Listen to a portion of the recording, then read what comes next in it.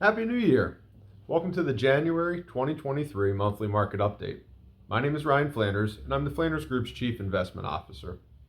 Now, if you've been following along over the past year, we've really appreciated your support as we've dove into this new world of video updates. I know, they started pretty cheesy, and really, I'm not sure if they've gotten better or worse from there. But we are going to keep working hard to keep them as fun and beneficial to you as we can. If you have not already subscribed, we encourage you to do so, as we're excited to have a couple of new video series coming out later this year.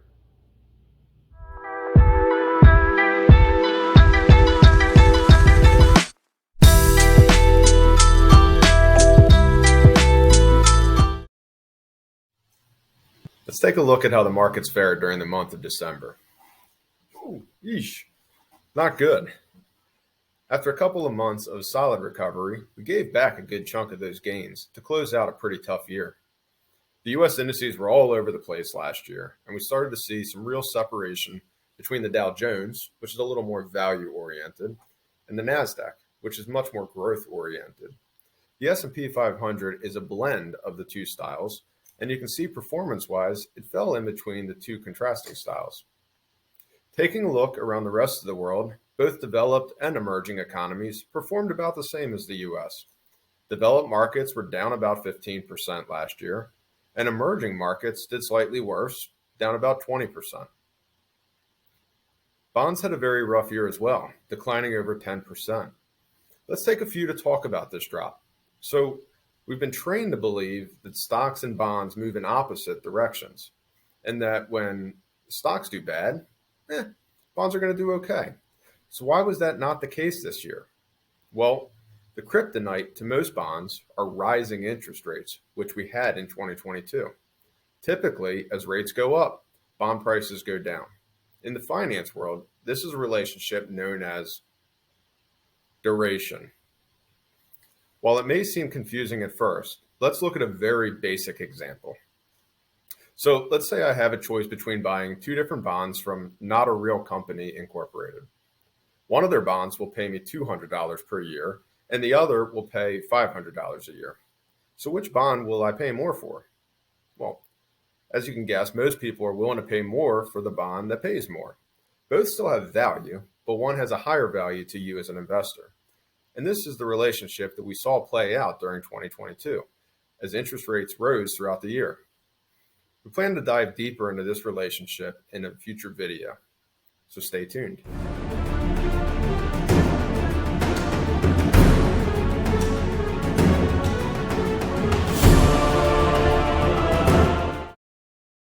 I know. Economics, blah. For much of last year, we spent a lot of time harping on the economy, probably boring many of you. But there's a very important relationship between the economy and what the markets are doing. Hence the need, during certain years, to really harp on the economy, especially when the markets are struggling because of it. So what drove the widespread declines in 2022? Probably not a major surprise here, but the rise of inflation and the consequent substantial increase in rates by the Federal Reserve.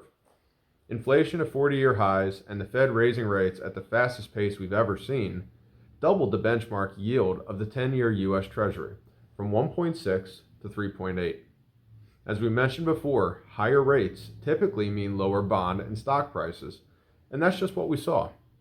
So let's turn to Commonwealth Financial Network's Chief Investment Officer, Brad McMillan, for more clarity on the state of the economy and what risks may still be out there. My name is Brad McMillan, and I'm Commonwealth's Chief Investment Officer. But despite the substantial market declines, the economy continued to chug along. Job growth remained at strong levels for most of the year, and even with the decline at year-end was still healthy. Similarly, while growth slowed during the year, consumer spending and business investment rose. While the markets were down, the fundamentals of the economy were in much better shape. And it's those fundamentals that'll define what we see in 2023. As we start the year, inflation looks to have peaked, while interest rates are stabilizing. That should help support markets this year, and if the economy continues to do well, that could even drive them higher. This year is likely to be better than last, and maybe by quite a bit. That said, though, there are also risks in play as we start the new year. Here in the U.S., politics are a major concern, with a divided Congress at the head of the list. Internationally, the Chinese COVID outbreak is combining with the ongoing Ukraine war to keep commodity markets on edge. And of course, there are also the risks we don't even see yet. We're certainly not done with turbulence. So, where do we go from here? We continue to be in a weird upside down environment where the better the economic news, the worse the markets do because of it. This reverts back to the perceived steps the Fed Chair Jay Powell and the rest of the FOMC voting members will take to slow down the economy to try to combat inflation. If the data is not clear enough that the economy is slowing, the fear is that rates will continue upward, which could continue to push the markets lower. But despite those risks, as we heard from Brad, the economy is still doing okay. The systemic factors that hit the markets hard last year have been priced into the market now. We have sound fundamentals, and the macro environment is stabilizing. And this combination will contain our future downside risks, which is where we are right now.